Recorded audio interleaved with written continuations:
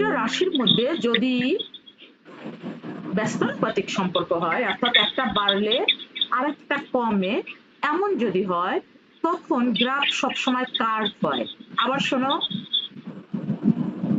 দুইটা রাশির মধ্যে সম্পর্ক যদি এমন হয়, একটা বাড়লে আর একটা কমে, তাহলে সেই গ্রাফ সবসময় কেমন হবে?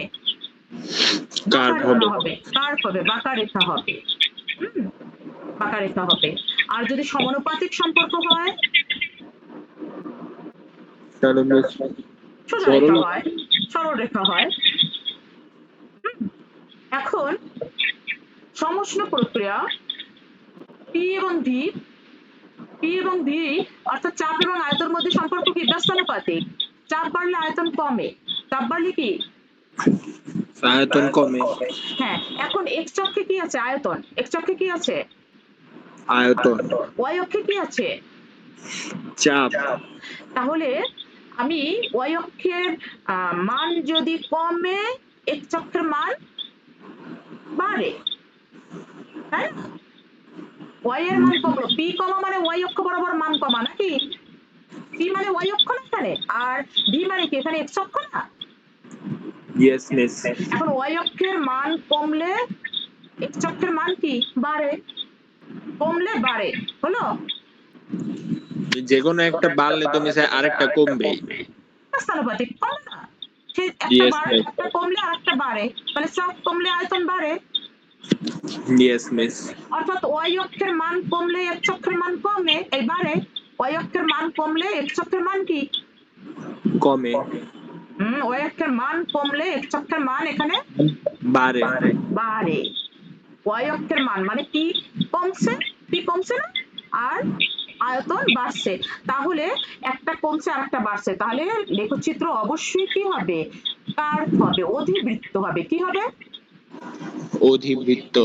এই কার্ভটা মানে অধিবৃত্ত, অধিবৃত্তের একটা অংশ। হ্যাঁ, এখন দেখো, অধিবৃত্ত হবে, এটা কি ক্লিয়ার? মানে বাঁকা রেখা হবে, বক্ররেখা হবে, বুঝছো? Yes miss.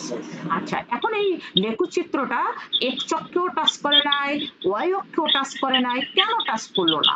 এটা একটা ব্যাপার। এখন দেখো, কোন সিস্টেমের চাপ কম হতে পারে কিন্তু কখনোই জিরো হয় না। সিস্টেমের চাপ কখনো জিরো।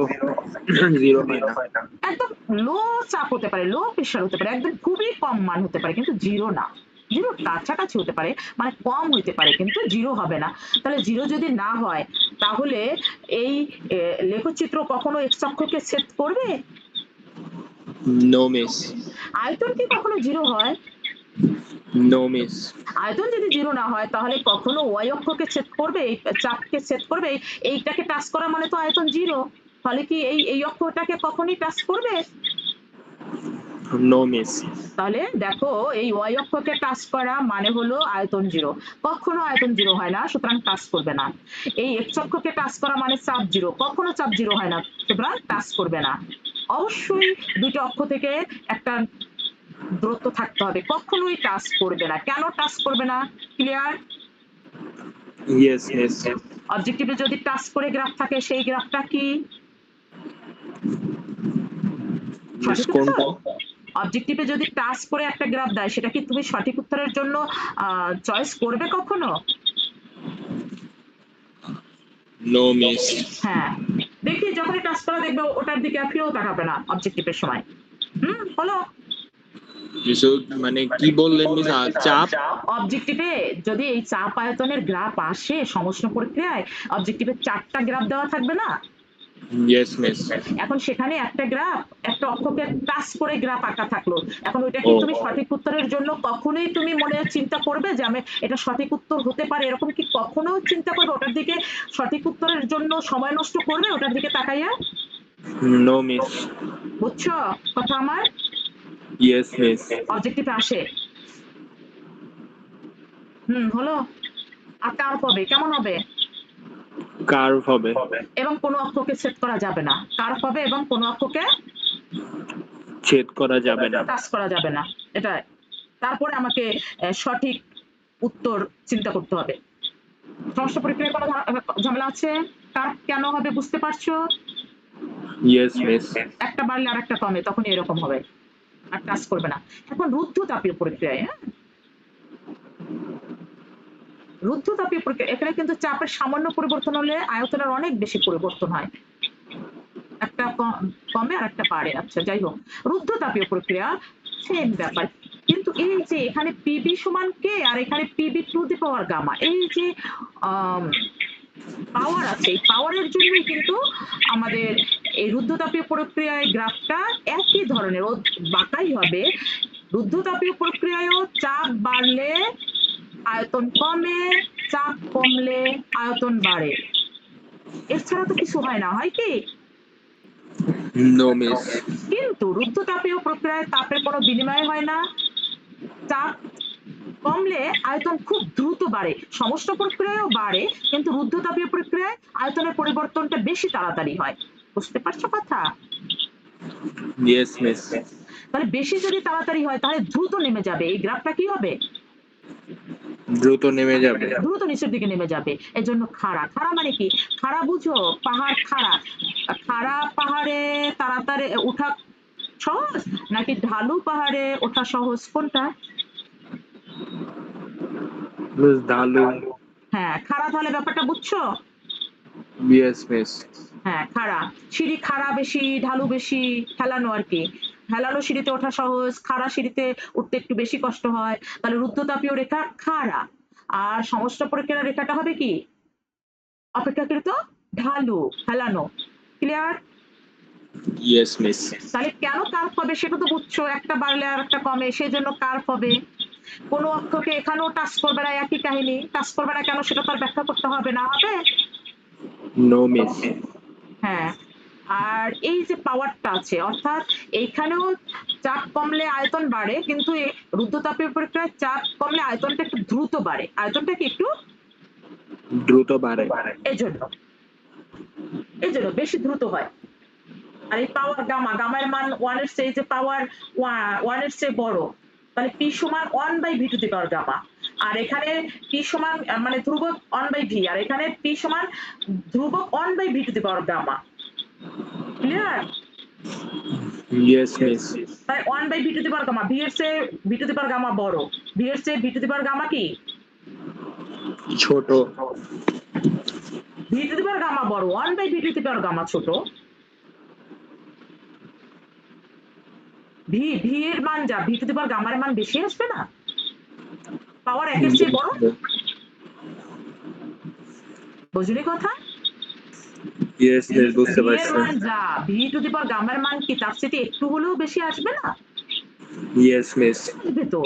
ভি এর পাওয়ার একের চেয়ে বড়, একের চেয়ে পাওয়ার বড় হয়ে গেলে অবশ্যই মানটা বড় আসবে না। বুঝছো ইয়েস। কথা? মনে ইয়েস করো ভি মিস। এর মান 2, এখন ভি এর মান 2, তাহলে ভি হলো 2 আর 2 টু দি পাওয়ার গামা, দুটো কি এক জিনিস? No miss. তাহলে 2 টু দি পাওয়ার গামা দেখবা যে 2 এর চেয়ে অবশ্যই বড় আসবে 2 টু দি পাওয়ার গামা, ক্যালকুলেটরে করলে। ক্লিয়ার? Yes miss. তাহলে এই পাওয়ার গামার জন্য আমাদের এই রেখাটা দ্রুত নেমে যায় নিচের দিকে। তাহলে এই রুদ্ধতাপীয় রেখায় কোনো অসুবিধা আছে? No miss. এক্স অক্ষকে ওয়াই অক্ষকে ছেদ করবে না সেটাও বুঝলে, কেন কার্ভ হবে সেটাও বুঝলে, কেন বেশি খাড়া হবে, এই পাওয়ার গামার জন্য বেশি খাড়া হবে সেটাও বুঝলে, হলো?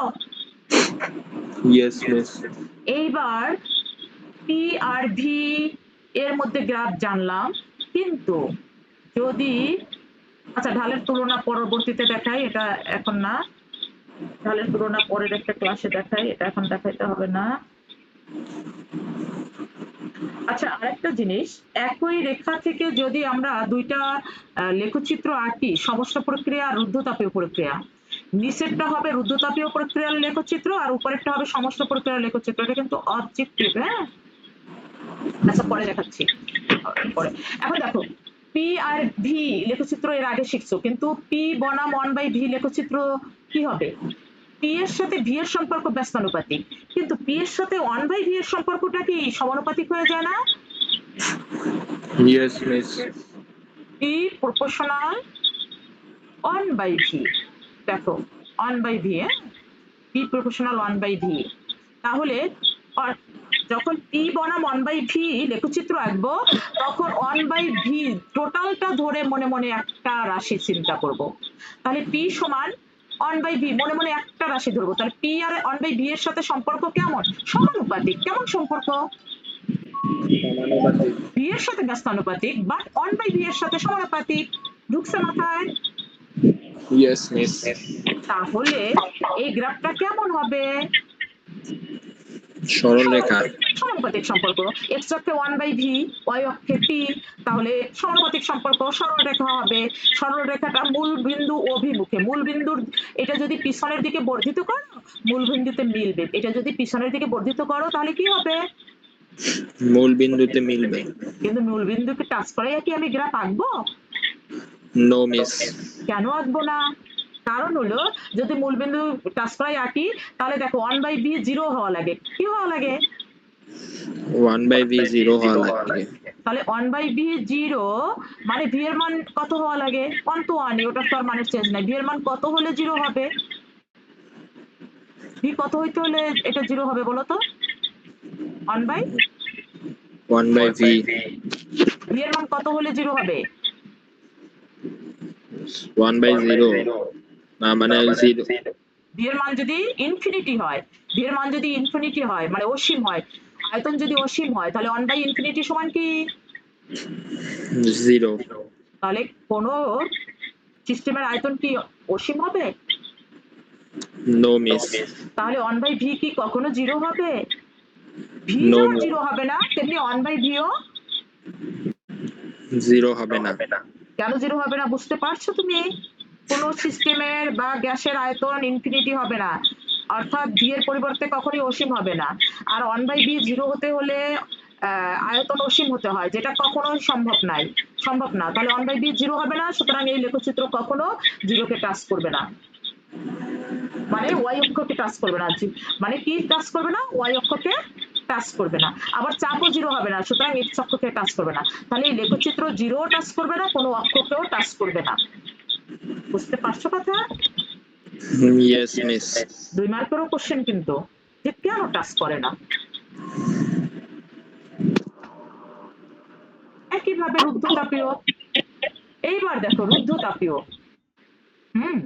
রুদ্ধতাপীয়র ক্ষেত্র পি আর 1/v, আমার এখানে পি 1/v থাকছে না, আমার কি হয়ে যাচ্ছে? পি প্রপোর্শনাল 1/v কি 1/v হবে? No miss. v to the power gamma. হ্যাঁ, তাহলে সরাসরি সমানুপাতিক না। 1/v R 1/v two the power gamma দুটো তো একরকম না ব্যাপার। এর জন্য কি হবে? কার্ভ হবে। কি হবে?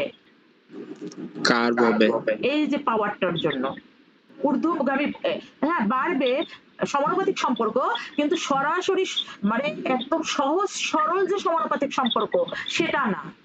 পাওয়ার আছে, ঘাত আছে, পাওয়ার মানে ঘাত আছে, সেজন্য সহজ সরল যে সমানুপাতিক সম্পর্কের গ্রাফ যা হয় তা হবে না। উপরের দিকে হবে গ্রাফ, কিন্তু সেটা বক্ররেখা, কার্ভ হবে। কেন কার্ভ হবে বুঝতে পারছো? এই পাওয়ারের জন্য। কেন কার্ভ হবে? পাওয়ারের জন্য। মানে এর অবজেক্টিভ পি বনাম 1/v রুদ্ধতাপীয় ক্ষেত্রে গ্রাফটা কেমন হয়?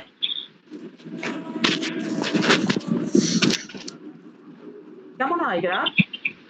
কার্ভ। ঊর্ধ্বগামী, ঊর্ধ্বগামী মানে ঊর্ধ্বমুখী বক্ররেখা, এটা কিন্তু মনে থাকবে না, এটা আনকমন। কেমন হবে? রুদ্ধতাপীয় রেখায় চাপ বনাম 1/, আয়তন কেমন হবে গ্রাফ? ঊর্ধ্বমুখী বক্ররেখা। হ্যাঁ লিখে রাখো, এই গ্রাফগুলো নিচের হাতে আঁকতে হবে, আঁকবে।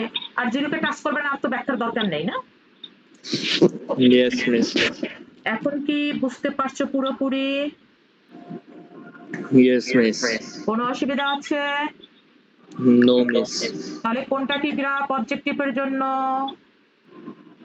পিপি গ্রাফ, পি 1/v গ্রাফ দুইটা এক জিনিস না, ভিন্ন ব্যাপার। সবকটা গ্রাফ বাসায় আঁকবা এবং লিখবা কোনটা কোন গ্রাফ। আর সব তো চাপ আয়তনের গ্রাফ দেখালাম, এরপরে তাপমাত্রার সাথে চাপ আয়তন কিভাবে পরিবর্তন হয় সেটার জন্য একটা গ্রাফের লেকচার দিব পরে। আচ্ছা এর পরের দিন কি পড়বা আমাকে বলবা, তাহলে পড়ানো যাবে। আজকে আর পড়বে? No miss. থাক তাহলে। হুম